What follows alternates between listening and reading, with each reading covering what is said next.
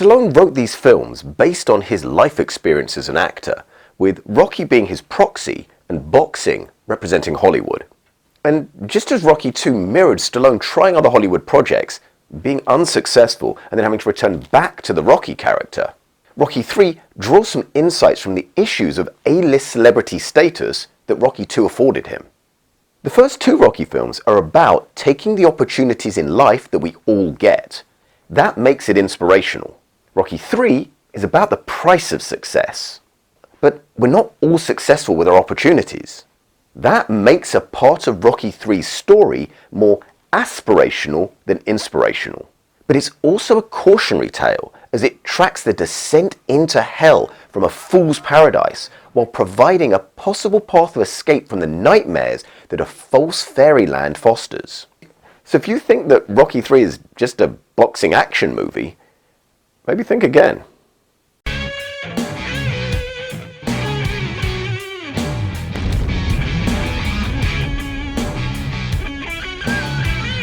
And cut! Let's go again.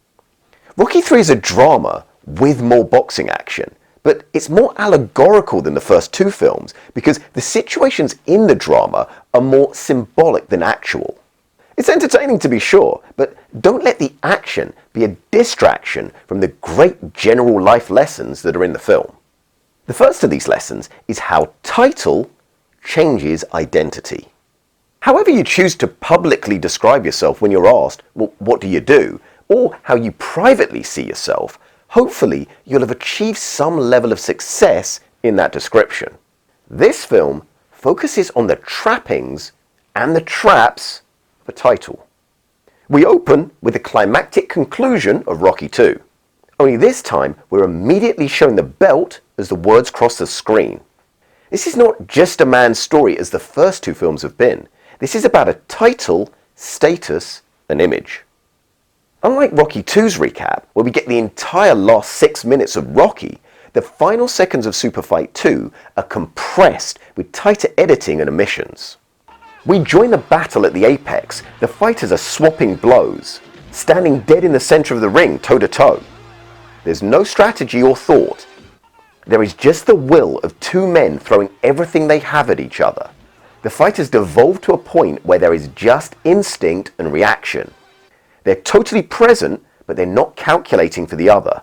It's a brutal meditation acted out physically and focused on one word. But they're different words. Apollo's is dominate, Rocky's is win. This is not the effortlessness of the zone.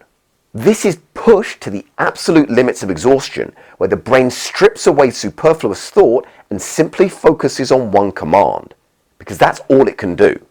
Apollo is facing his greatest fear, a man who he cannot stop, and he's trying to exert dominance over that fear. Rocky has been given one imperative from his heart and love: to win. Exhaustion and the clarity of thought that can come from it may seem rare in everyday life, but think of the mental endurance of study or a career path, parenting or training long term. Day after day, week after week, month after month, and not losing sight of the single command, whatever that was, that you had when you began the journey. Then we reach the simultaneous knockdown. The angle of the shot is very deceptive, but effectively, Balboa unloads two shots which knocks Creed down, but Balboa is so exhausted by the effort, he collapses to the canvas as well. The film's protagonist is Rocky, and we're being asked as the audience to imagine a time in our lives where we've given so much that the single-minded effort itself has overshot our capacity. We're essentially in a place of the unknown. Can we rise when we've given everything? What is the factor that gets us back up again? Is it saving enough to make sure that you can rebound? Is it time to recover?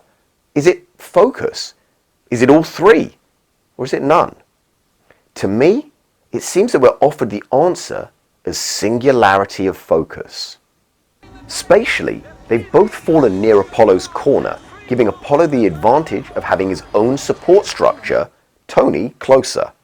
Rocky's support is at the other side of the ring, but external support is irrelevant if you have internal focus. The difference in ascension of the two fighters, not just from the mat, but in life, is the singularity of purpose.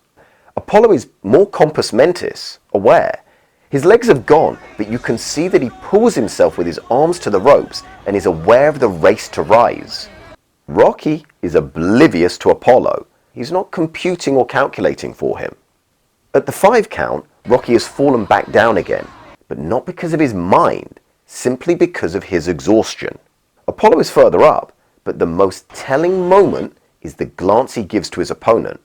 He looks at this representation of his worst nightmare and realizes in that moment that he came to dominate, humiliate and destroy, but even if he stands again, he's in no better position than at the beginning of the fight. He's failed in his purpose. He also realizes that this is not a man that he can dominate. He can't control him with fear. This man is in a private world of his own, and always has been. The battles that Rocky fights are with himself, not with his opponents. And this is true for us all. Rocky doesn't look to gauge himself by Apollo. Rocky gauges himself by his own ability to keep going. Rocky, in that moment, is at the center of his own universe, and Apollo, despite the title, is not the center of his. And in competition, you have to be the center of your own universe. For however long competition takes, it's all and only about you. You have to do what's best for you, regardless of how anybody else responds. Apollo gives up before the summit because he knows that this is going to go on forever. Domination and control is more important to Apollo than just continuing. He may retain the title, but he can't control his opponent. And his attempts to control Rocky have cost him far more emotionally and spiritually than he's received. And then we have in complete contrast the rise of Rocky. It's not that he rises because he's ready to fight. He's not. It's just that he's willing to stand, and he's not considering the future of what would happen if Apollo was also ready to stand. This is a man firmly locked in the present. He will stand and face whatever there is. That's pure courage. The courage is that he's not concerned with fighting Apollo. He's simply fulfilling the same requirement he asked of himself back in the first film, that if he could be standing, that then he'd know that he wasn't just another bum from the neighborhood. Now, you can rationalize courage, you can have techniques and methods to perform courageously, but failing those, to be courageous, all you need to do is turn your brain off and just do. It's hard to tell, but I'd suggest that he's not aware that Apollo hasn't risen. I mean, it's debatable.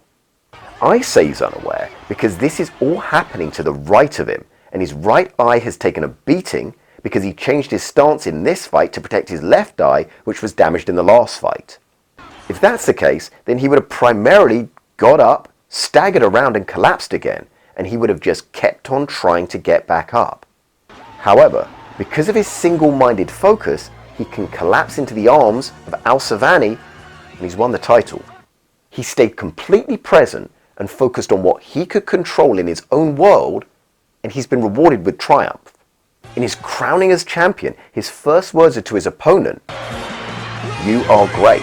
This increases Rocky's achievement because if you beat someone that you don't respect, then that diminishes your success.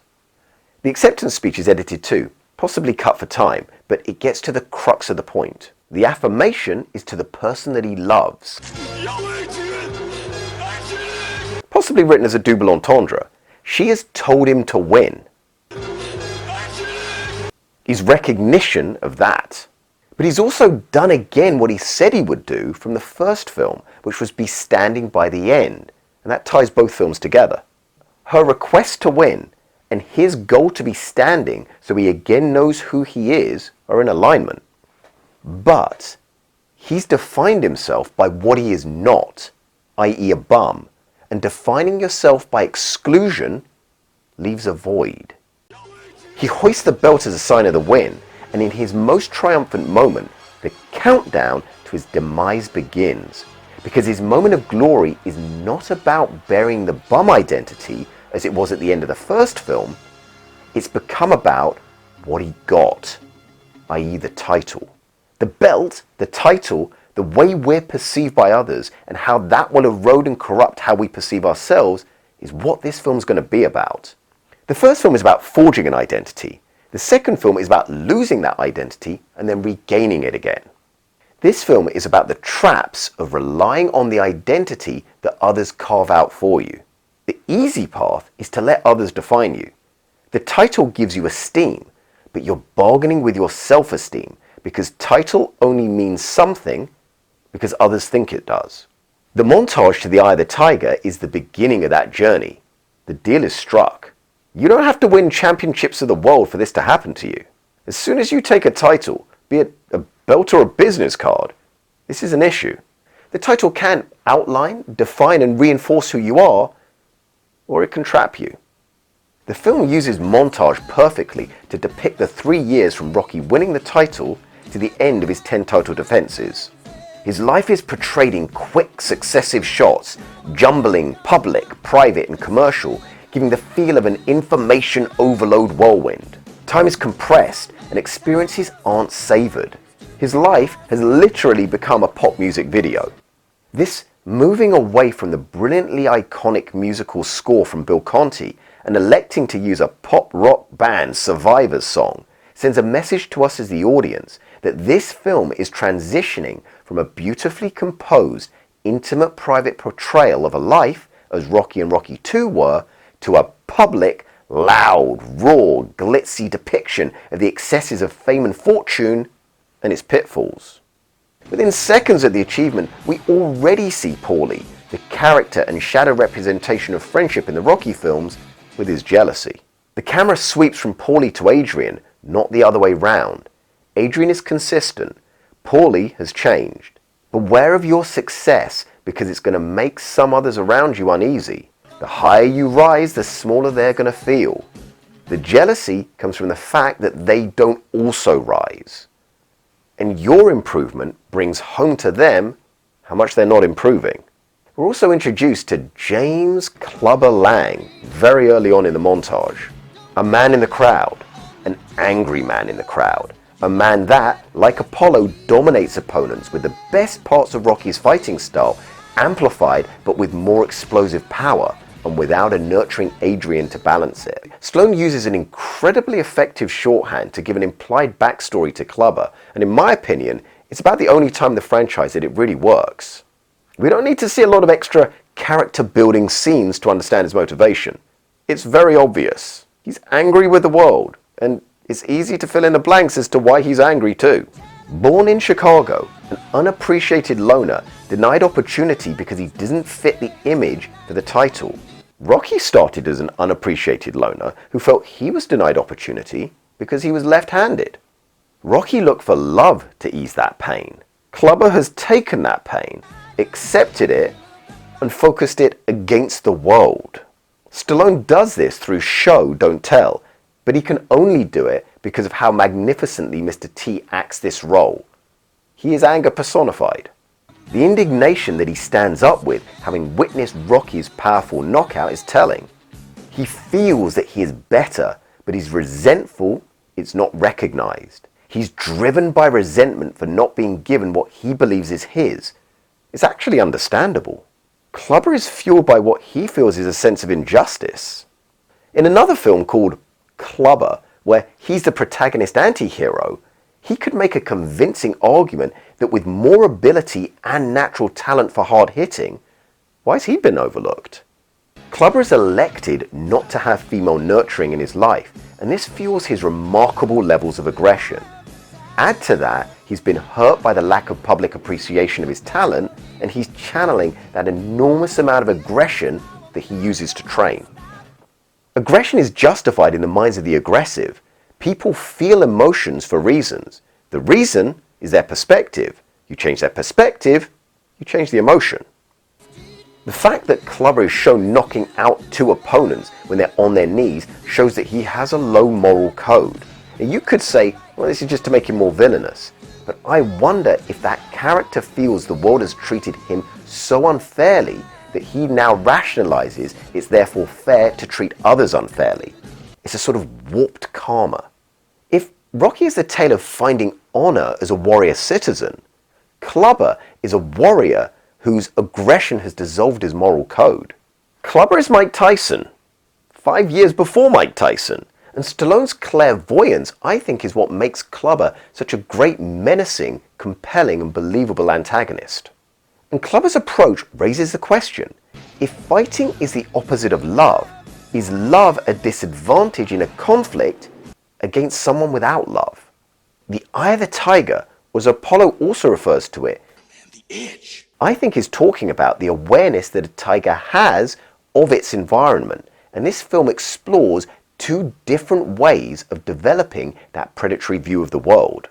Clubber to me is clearly the one in the montage demonstrating the eye of the tiger. He's all fight. He stalks his prey as he rises through the boxing ranks and viciously dispatches them, while Rocky is being drawn further and further into the materialism of wealth and fame. In the first two films, Rocky is neither predator nor predatory. He's a man looking to discover his own self-worth through his actions.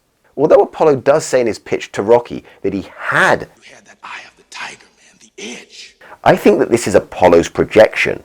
Rocky was never looking for that fight. Apollo in both fights was the apex predator. He lost the second fight because he realized by the count of 8 that he couldn't dominate and thus gave up. Apollo wants to give Rocky that predatory aggression, convincing him that he had it previously. But Rocky didn't take the title from Apollo. Rocky won the title because he stayed true to his goal, and Apollo had an epiphany on the 8th count that he couldn't force someone else to submit. The common way to develop aggression is to focus on the hurt done to you by an external source. Apollo made Rocky his source. If you just focus on your own weakness, then it's paralyzing and not motivating. So you have to identify or create an internal or external aggressor that you believe has hurt or wronged you. This is a psychologically unhealthy way to approach life. For a healthy life, you'd have to examine when you get angry and then correlate that to a feeling of someone hurting you, either physically, mentally, but usually emotionally, and then find another way to look at their actions. So you can either realize that, well, they didn't intend to, or if they did intend it, that there was a cause and effect, a background that created that, or you can look at it in greater and greater context to change your perspective on it. The further and further away you are from the earth, the smaller and smaller the earth looks. Perspective changes with distance, emotional distance. But if you need to develop aggression, focus on hurt done. Back to the montage, and we have Mickey observing the competition, and he's fearful. Mickey offers many reasons why he doesn't want Rocky to face Clubber, but it simply comes down to the fact that he doesn't see how he can win that battle. A theme of the film is about developing awareness, the eye. Mickey has awareness, but it's not predatory. He knows that to win in a competitive environment, you have to be able to fight. The fight comes from inside. It's the physical skill to throw a blow, but as much, it's the intention behind it. Sport requires aggression because sport is warfare, but without the killing. Well, usually without the killing. And Clubber has a predatory nature at all times. Every line he says is predatory, and in the first third of the film, he is hyper aware of the situation. Nobody can beat me. You tell him what I said. He's next. I'm gonna kill him. Nobody can stop me. He can't duck me forever. He can run, but he can't hide. Clubber is aware of reality, and he's predatory. Rocky is blind, living in a fantasy, and he's not predatory. Up until the first defeat, we've never seen Rocky look for a fight. Thunderlips is a great case in point. Rocky's in a ring, not looking for a confrontation. He wants something gentle and conciliatory. It's Thunderlips who knows the rules, agrees to the rules, and then breaks the rules he agrees to. The ref says, "Guys, you know this is for fun, so take it easy and give him a good show." But Thunderlips sees the interaction differently. Rocky is blissfully unaware of what he's getting into. So what's this scene trying to say? I think it's symbolic of the blindness that people walk into competitive situations in their lives with. They leave you on the receiving end of others' bad intentions. How many times are you left hurting from a situation that was competitive, but you didn't recognize it as such? Any situation when someone is doing what is best for them, not you, is a competition. So think work, school, Hell, friends and family reunions. In a competitive situation, a non-adversarial nature will put you in real jeopardy. Until you open your eyes, hence, it's the eye, not the ear or nose of the tiger, because the eye is awareness, you will be prey. Rocky's limiting factor before Rocky 3 is his predatory nature. He's not a hunter. He stumbles across people and is agreeable. The fame and fortune simply exposes this weakness.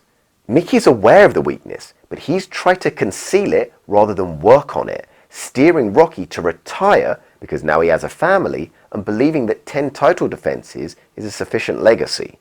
Rocky's accepted the emotional comfort that the money and fame provides. There's no more struggle. There's a reason why people take the most risks in their teens and 20s. They don't have things to lose.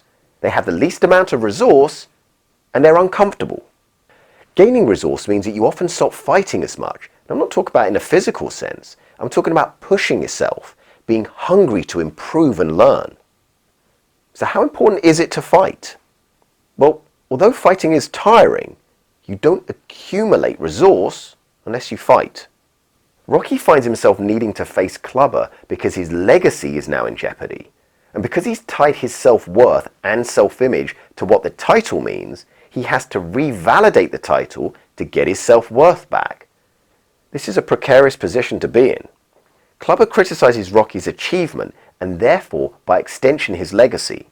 Since winning the title, Rocky has been praised for his heart, courage and sportsmanship.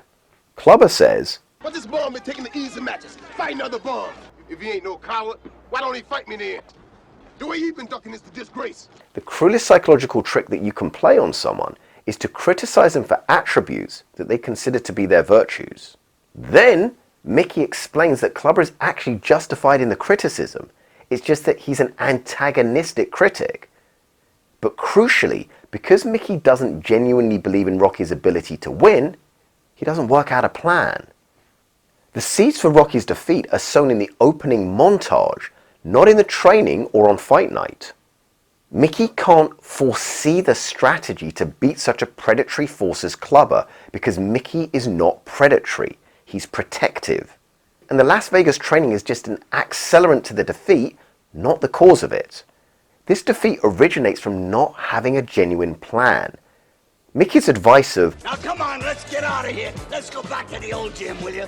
is not actually an answer. Environment's important, but a plan is paramount. When an adversary beats you in all the skills that you could develop there and trumps you in the killer instinct, the fight's going to be longer, but the result's very likely to be the same. It's hard in life, though, to know when you need to return to the old winning formula or you need a new winning formula, or what parts of the old formula you need to keep in the new formula. And the film also examines the paradoxical nature of success. You see, solving limiting factors equals success. Success equals more resource. More resource equals less hunger. Less hunger equals less success. And this is the rise and fall of champions. Mickey believes in the old school philosophy. Aggression comes from poverty and scarcity. As we become more civilized, aggression and competitiveness reduce. And we know this to be true. I mean, people miss one meal and they get hangry.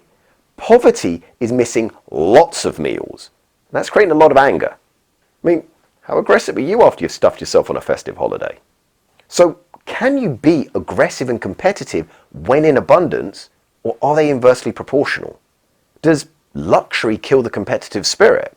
This film suggests that environment is important because both Mickey and Apollo agree you have to go back to poverty.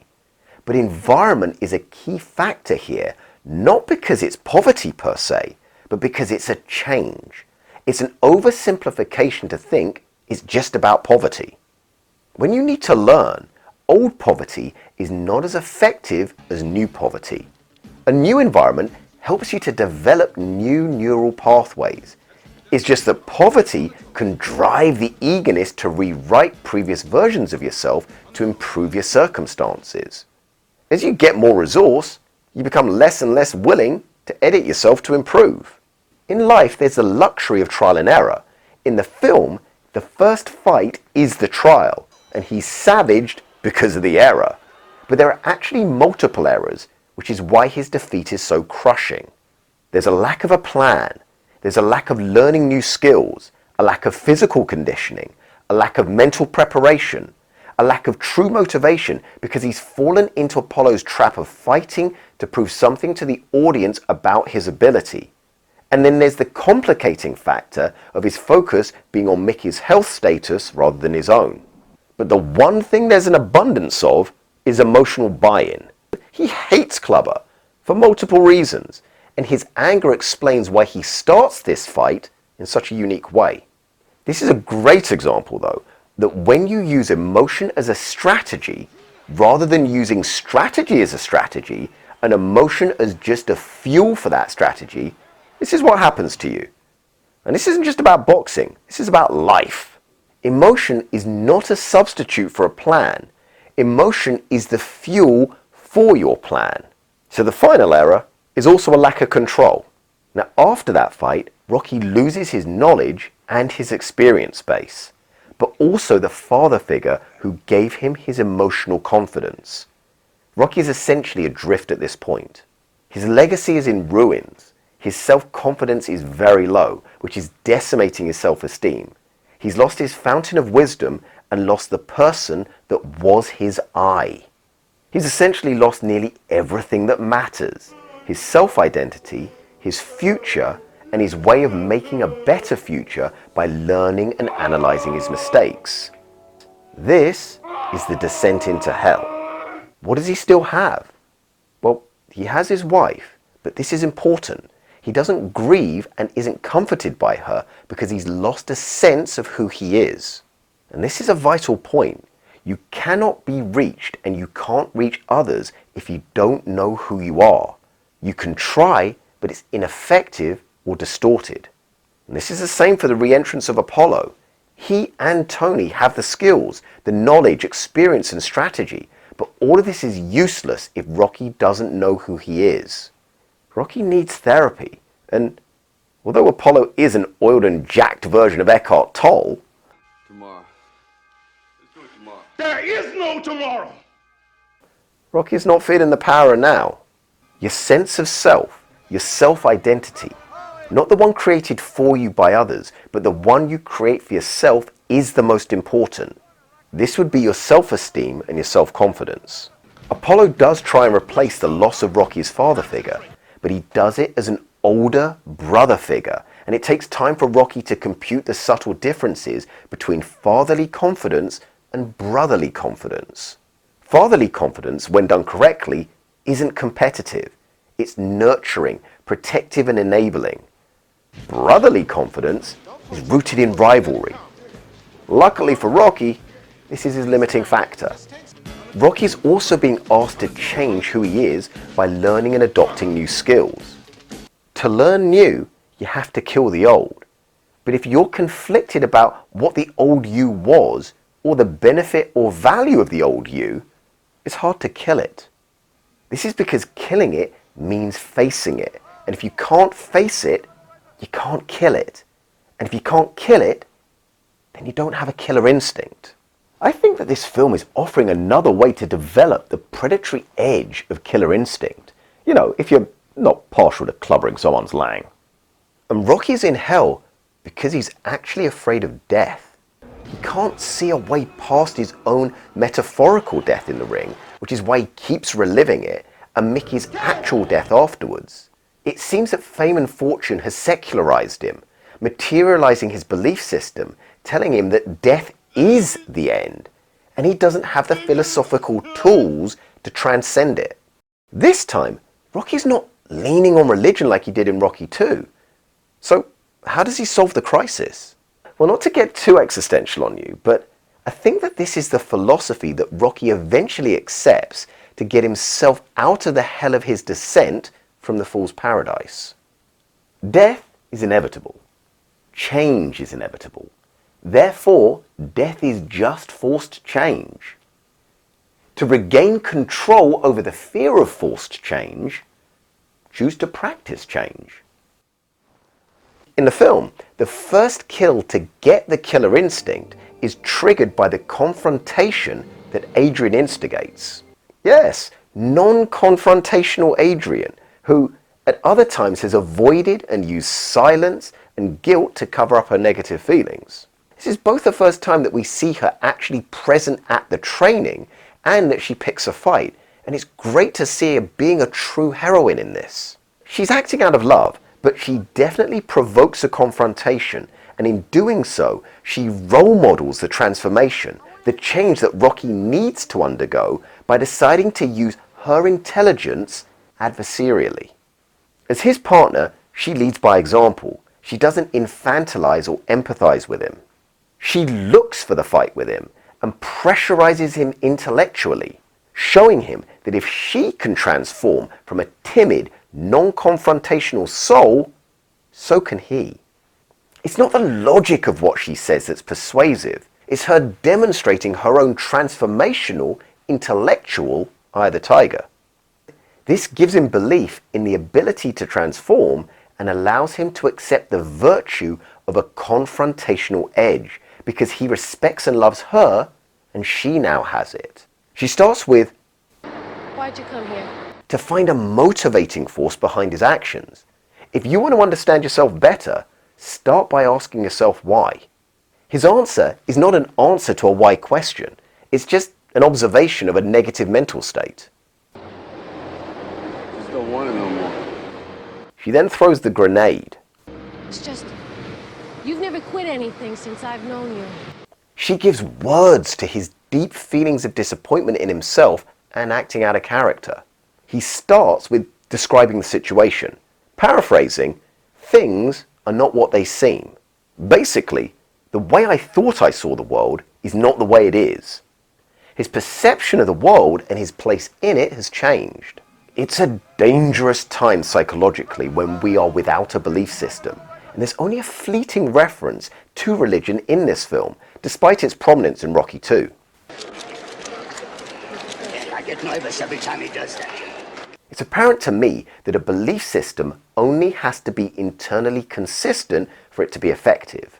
Even if the actual pillars of the belief system are incorrect, as long as they work in harmony together, the belief system will be effective. This is why it's so important to ensure that the pillars you choose for your belief system line up with the goals that you have. If they don't, then the belief system will be very effective at actually stopping you reaching your goal. But when our old belief systems come crashing down and we don't have another one to replace it, we're not only ineffective at getting to the goal, we're also deeply unhappy as well. And in the void created by the loss of a belief system, fear resides. He hoisted the belt and built a belief system based on all that title meant and the external feedback he received, and this has all been shattered. I wrecked everything by not thinking for myself. Means he stopped being an adult. He abdicated his own personal responsibility to another, and now he's reverted to feeling like a powerless child. And powerless children don't make great fighters. He'd become his city's favourite son with every privilege, and just take a look at the canvas. It's got his emblem on it. And there's nothing like lying prostrate on your own insignia to make you lose faith in yourself and your support system and probably regret not analysing things deeper. This is the visual death of the old him, because there were two deaths that night. The death of the old him and the death of his pseudo-father. That's a lot of loss, and he's struggling to process it. He seems to be trying to take responsibility for it initially, but slips into the low-minded version of it, which is blame. Responsibility is about regaining power, but blame is about trying to give power away. He feels that the subterfuge was part his fault, but part Mick's, and so he lays blame against himself and also against his closest supporter. And there are the seeds for the hurt leading to aggression. Identify the hurt, and he starts down Clubber's dark road. But Adrian stamps this out forcefully by quoting Mickey's intention to protect. Now possibly as self-preservation too, because she shares that intention with Mickey, making her complicit in the deception, although almost certainly unknowingly. but more because resenting others for their noble intentions to protect you is not an honorable trait. And Rocky states the first rule of sport: intention is not relevant in this conversation. Result is all that matters, and he's correct in this. Sport is different to life. In life, the intention of an act matters. In sport, the intention isn't important. The outcome is the only judge. Sport is sanitized conflict, and conflict is about outcome. But life is about journey, not outcome, because the destination is already set, i.e. death. So that's why life is about the journey, and a more relevant factor in that journey is the intention that you bring to your life. With sport though, while the result is all that matters to the legacy and title, the individual can be haunted or comforted by intention, because you have to live with the outcome of sport, and living your life with the outcome requires a look at intention. Nothing is real if you don't believe in who you are. If who you are is the foundational block upon which your reality is built, this makes a lot of sense. But the error that he makes is in thinking that who he is can't be changed, can't be adapted or evolved. He's seeing the foundations of his identity as immovable rather than fluid. If you think that your identity is fixed, and you then don't believe in that identity, then your reality ceases to mean anything. Basically, the world's not real and nothing matters. But if you think that you're fluid and can change, and you can kill the old you to allow a new you, reality can stay real. Everything means something, and you'll continually revel in the childlike pleasure of discovery that opens up the nervous system and allows you to continue growing and learning with this new reality. This is going to give you a killer instinct, but a higher brain killer instinct. Now, his fear of losing what he has, But now there's you, there's the kid. I don't want to lose what I got. that's just simple anxiety because he's lost his self-confidence. And the truth that he finally says about, I'm afraid. that's all about self-confidence. He doesn't know if he can do this. All that's happened means that he doesn't have the energy of self-confidence to get this done. He's never had to face fear. He's now in the same position that Apollo was in the last film. And Apollo's answer was to smear anger all over the face of his fear. So what can Rocky do? Well, Rocky 3 gives the answer to what Apollo should have done in Rocky 2. He has to face the fear of loss of legacy and self-image. He's lost before. I mean, he didn't have a perfect fighting record, but he wasn't afraid to lose because he didn't have anything really worth any value to lose. He was a small-time fighter, losing a very small capital investment. It's easier to swallow than being a champion that's losing an enormous amount of goodwill and currency. Is he afraid of the opponent, or is he afraid of how he sees and will see himself? This again is the key difference between Rocky and Apollo. Apollo was afraid of Rocky and tried to overcome his fear with anger. Rocky is afraid of the image of himself and how he's let himself down. He never in the conversation even refers to his opponent in any way. He's not afraid of Clubber. He's afraid of himself. Afraid that he's been lied to and lied, and the repercussions of his blindness and deceit has caused Mickey's death.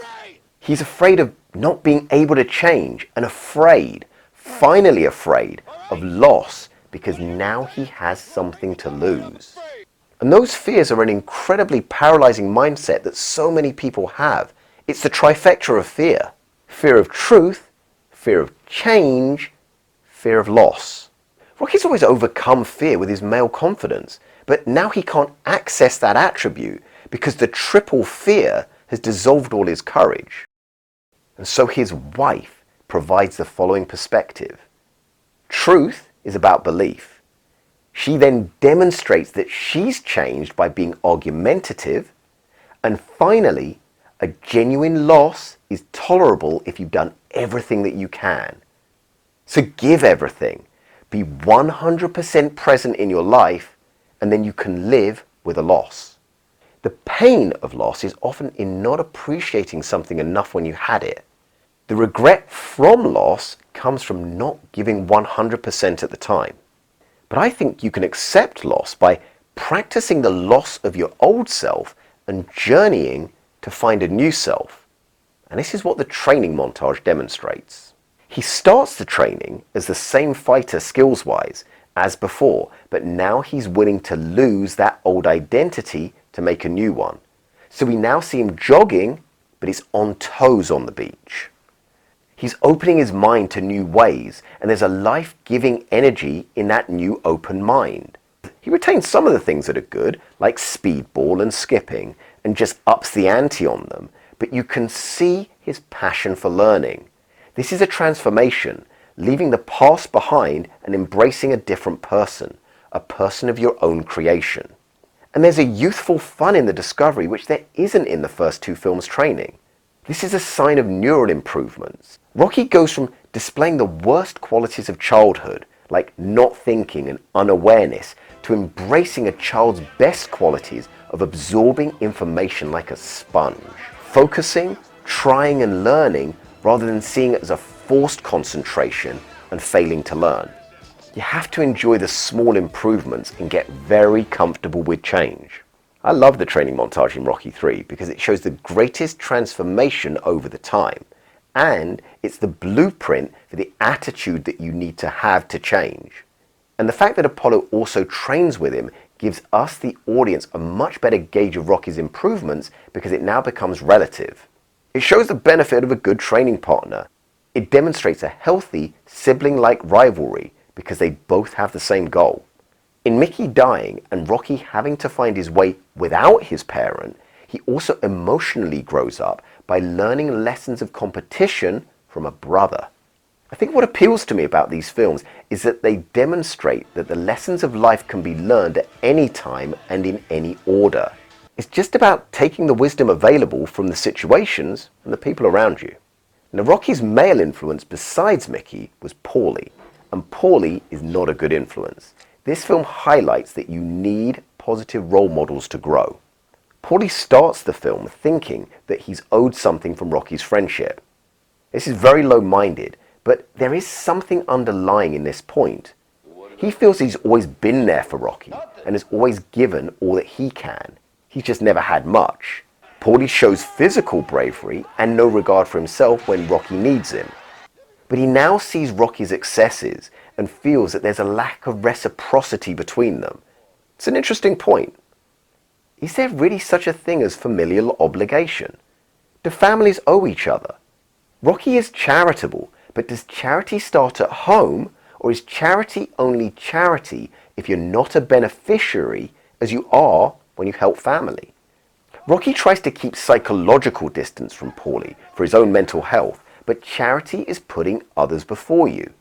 Is there any level of mental or physical damage that is just too much to take for charity? The film suggests that there isn't. Rocky feels that public charity is important, but giving Paulie a job is the highest charity because Paulie is not someone you would necessarily want in your corner psychologically. Paulie is a dangerous mental ally. He's a dysfunctional brother and acts mostly as a cautionary tale. Apollo, on the other hand, is the aspirational brother, the role model. They're polar opposites. The people we hang out with influence us. But Rocky's not bothered by Shadow Paulie's presence in training because it actually gives air to Rocky's darkest thoughts. Paulie is the personification of continual low-minded thinking, and he's also incongruent. I mean, he's smoking in a place of fitness and wearing focus mitts without any focus. But he also represents the attitude that you're likely to come across from some others when you're trying to improve yourself. Wasted time. He's got heavy feet. They will resist your change, always trying to remind you of what you were, rather than encouraging what you hope to become. I'm telling you, you can't train him like a colored fighter. He ain't got no rhythm. Right? Because they don't believe in change, and hence, they don't change. Change that much. He's a bruiser. He ain't no boxer. Although Paulie functions as comic relief, there's nothing funny about friends and family that frustrate your efforts with their every breath and action, but the film does provide a solution. Rather than sidelining Paulie, Rocky allows Apollo to challenge and outweigh Paulie's negative comments. Rocky also diffuses his negativity by physically joking with him in a playful, brotherly way. This is the first time that we see this, and it's a trend that continues throughout the subsequent movies. I know that there are those that think there are certain homoerotic undertones in the Apollo-Rocky relationship. I find it fascinating that a positive male relationship, a genuine brotherhood depicted on screen, is immediately suspected of having a sexual undercurrent. Maybe it just means that some people are uncomfortable with functional relationships and need to explain their discomfort by referring to something else they find uncomfortable. But, then the 80s or not, these boys are rocking crop tops and long socks, and they're doing these crotch shots, so in terms of defense, puts me in a tough spot. But overall, Apollo isn't just the cliched veteran that comes back to help the hero. He depicts a healthy, supportive, confidence-giving male friend role model. This is a good example of a true brother. It's a healthy competitive rivalry, and that's pretty rare. The first two films are about focusing on your own lane, reacting and enduring. But Apollo's mantra is, On the toes, on the toes. always move forward. Don't get caught flat-footed or on the back foot. And this is the same for life. And this becomes a part of Rocky's life philosophy. It ain't about how hard you hit. It's about how hard you can get hit and keep moving forward. How much you can take and keep moving forward. Rocky 3 is about being aware of your opponent, being proactive, don't wait, strike first. It's the positive use of aggression by channeling the painful experiences of life, learning new skills and overcoming old obstacles, solving limiting factors. Don't only play to and develop your strengths, improve your weaknesses, turn them into strengths through confrontation by hunting your weaknesses down and being predatory against your own weaknesses. This is the eye of the tiger as a life strategy. We then finally come to the fight. The tactic has evolved from wait, bide your time and endure to now what Apollo is preaching. Rhythm and power, rhythm and power. Rhythm is setting your own pace, and previously Rocky would let the opponent set the pace and he would just focus on being standing at the end. This fight's now of interest because it's Clubber who's coming from the immutable place. He won't change anything. He has anger, but it's not advanced.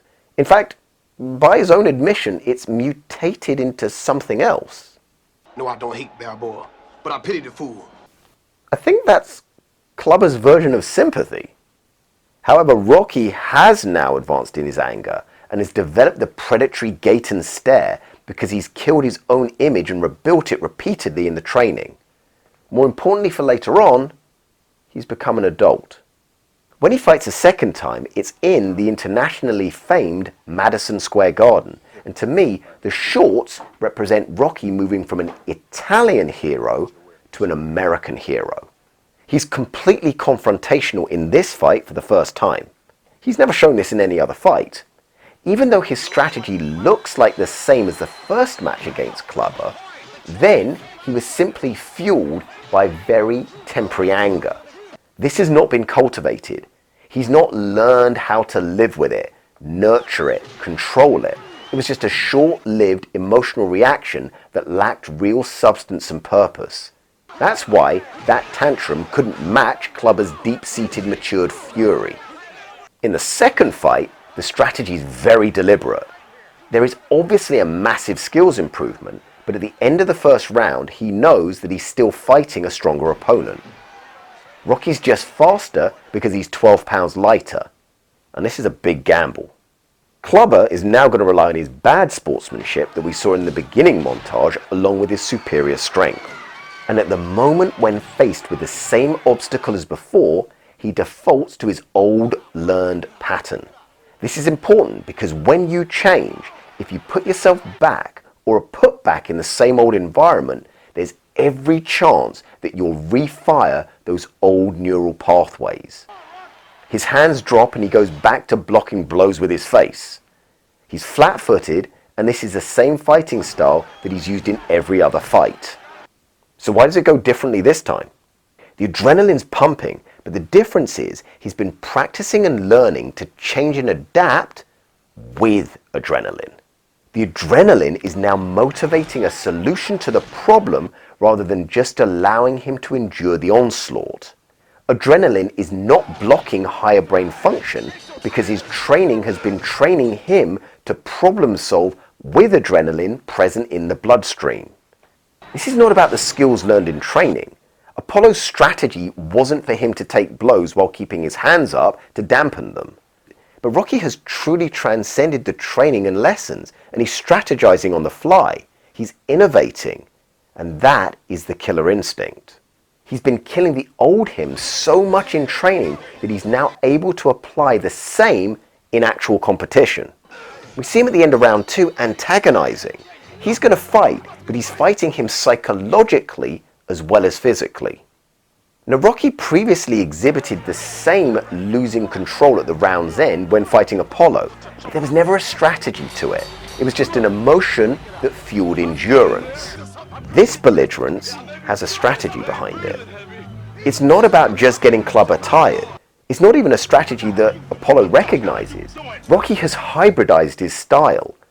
He's taken the best parts of Apollo's movement, speed, defense and fluency and added back in his own greater ability to take punishment. Essentially, he's directly facing and even encouraging the worst Clubber has to offer and defending against it. Apollo says, He's just a man. Just a man. Be more man than him. because he still sees conflict only in terms of domination, but Rocky is practicing emotional judo and using Clubber's strength against him. Just as Clubber emasculated Rocky at the presentation ceremony, Rocky does the same with lines like, "My mum hits harder than that." Because anger's not limitless. It will burn you out eventually. This again contrasts to Apollo's tactic from the first fight. He didn't want the worst that Balboa had to offer, preferring to try and dominate. Rocky's not trying to dominate Clubber. He's maneuvering him to only rely on his strength so that eventually that strength turns into his weakness. Every strength will eventually become your weakness. Survival of the fittest is determined by the ability to adapt, not who's the strongest, and Rocky has made his strength his ability to adapt. And in this, Rocky demonstrates why he's actually a better fighter than Apollo ever was. He adapts his strategy in the fight. In boxing films, the boxer 99% of the time does what he's told. This is one of the only times that the fighter comes up with a better strategy mid-fight, deviates from the plan, overrides his strategist, and is successful. To do that, all Rocky needs is the defense skills that he now possesses and courage, which is the belief in what he can do. He's developed a higher level killer instinct, not the basic low-minded hurt leads to anger leading to aggression model that Clubber has.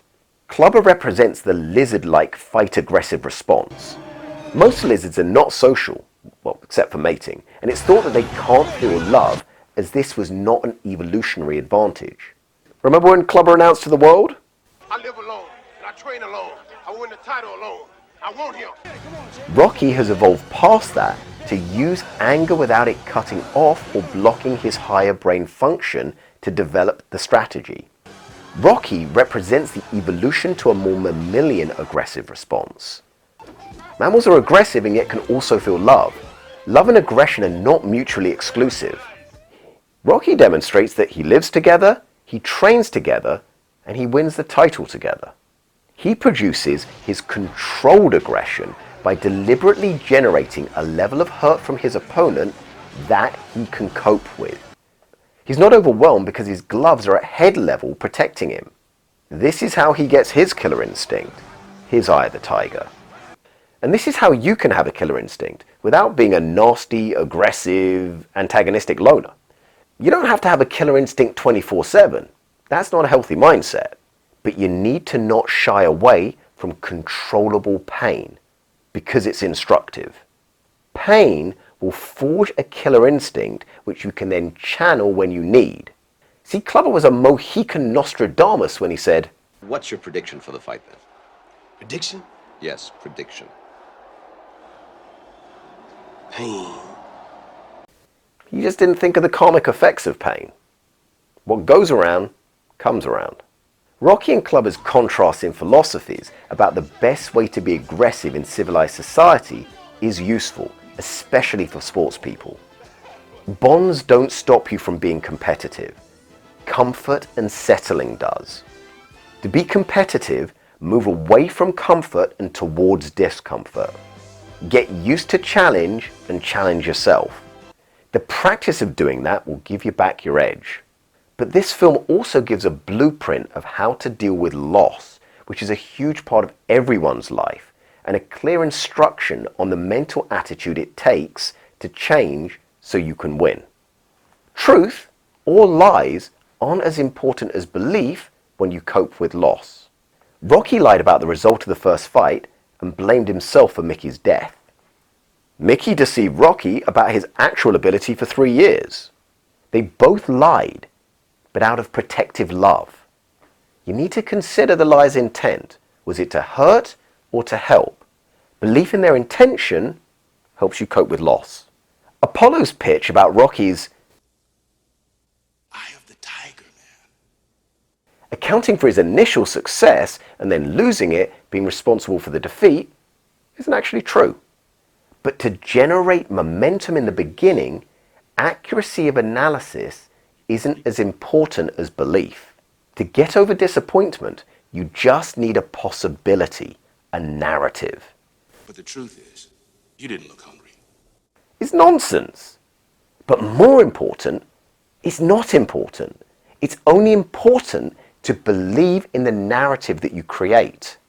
Half-hearted belief in the full truth isn't as powerful as full-hearted belief in a half-truth. Basically, Apollo faked the reason until Rocky made it a reality.